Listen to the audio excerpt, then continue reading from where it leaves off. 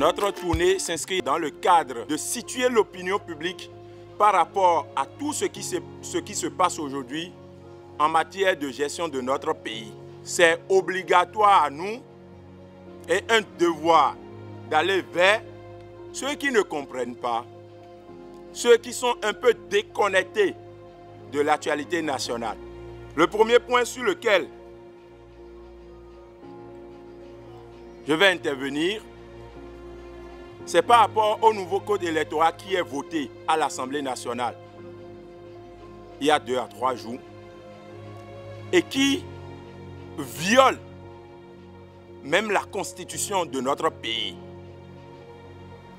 Et c'est malheureux que ce sont des députés, ceux qui sont censés représenter le peuple, qui aujourd'hui inscrivent l'argent comme le point, sinon comme le passeport pour participer aux différentes élections aujourd'hui dans un contexte démocratique. C'est malheureux. Pour aller aux différentes élections, plus précisément l'élection présidentielle, il faut réunir 250 millions. Chers amis, en démocratie. Donc, ce n'est plus la manière dont vous portez l'aspiration du peuple. Ce n'est plus votre projet de société. Ce n'est plus vos ambitions pour votre peuple qui font que vous allez désormais aux élections présidentielles, mais c'est votre poche. Et le président de la République, dans son discours, quand il prenait le pouvoir, il dit qu'il va tout faire, mener le combat nécessaire pour que l'argent ne soit plus en première place dans notre processus électoral. Mais qu'est-ce qu'on est en train de voir aujourd'hui? Au lieu d'inciter les gens à se mettre ensemble dans un couloir idéologique, non, on veut imposer aux gens de se mettre ensemble sur le point, c'est-à-dire sur la base des intérêts personnels et égoïstes. C'est à ce point-là qu'on est en train de nous amener. On sera obligé de nous mettre ensemble avec des gens qui ne partagent pas les mêmes visions que nous, les mêmes ambitions que nous, les mêmes aspirations que nous. Parce que tout simplement, ces gens-là ont des moyens financiers. C'est malheureux pour notre pays. Nous sommes tombés très très bas. Notre démocratie aujourd'hui est presque dans le caniveau. Le deuxième point, c'est par rapport à la demande d'annulation des passeports de certains de nos compatriotes. Vous savez, quand je vois M. Talon Patrice, président de la République du Bénin, en train de persécuter non seulement ses potentiels challengers,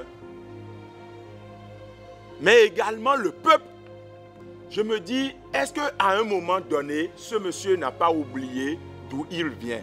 Non, mais M. Talon est la dernière personne qui peut agir comme ce qu'on est en train de voir. Parce que lui-même debout, c'est le fruit de nos luttes. Il était en exil. Mais les gens ont mené le combat. Nous avons mené le combat pour qu'il vienne. Mais c'est lui aujourd'hui qui veut contraindre tout le monde à l'exil, qui veut garder tout le monde hors du pouvoir politique, hors du combat politique, hors de la course politique. C'est lui qui veut jeter tout le monde en prison aujourd'hui. C'est dommage. Le troisième point, c'est par rapport à l'augmentation des taxes. Et plus précisément, la taxation de nos mots désormais, des réseaux sociaux.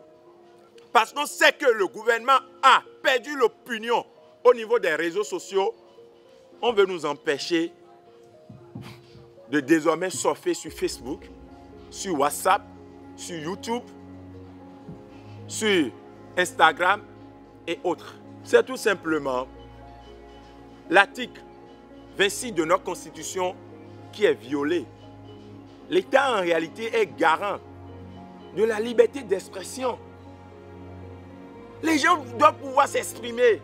À travers les réseaux sociaux aujourd'hui, non seulement nous donnons nos opinions, nous donnons nos avis, mais également nous apprenons.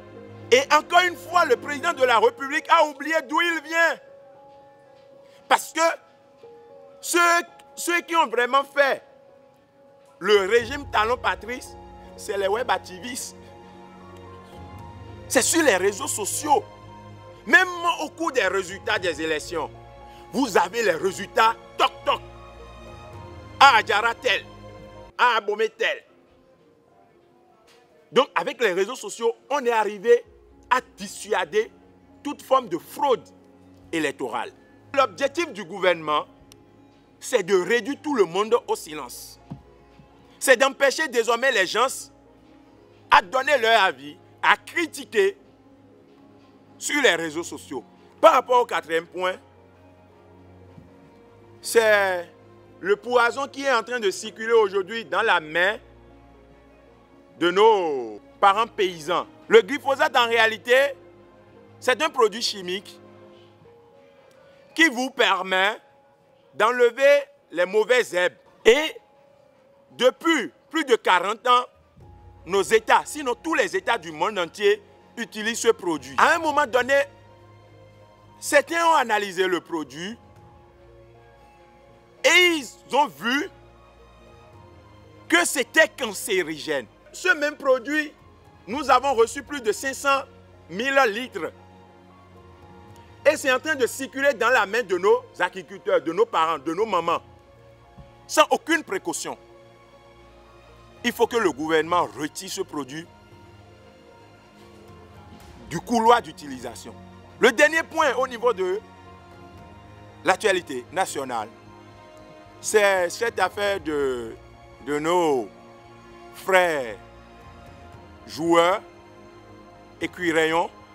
Bon, c'est vrai que l'affaire est un peu compliquée, mais c'est une honte nationale et internationale. D'abord, notre football a des problèmes et maintenant, on triche dedans encore. Ça veut dire que le sérieux n'est pas encore dans la gestion de notre pays. On ne peut pas applaudir un gouvernement parce qu'il fait bien. Non, pas du tout. Parce qu'il est élu pour faire le bien. Il est élu pour faire du bien. Donc le fait qu'on l'applaudit parce qu'il fait le bien, c'est comme si on a oublié sa mission à un moment donné. En réalité, c'est ça. Le seul point sur lequel on doit parler d'un gouvernement, c'est lorsqu'il fait mal. Et on doit le ramener à l'ordre.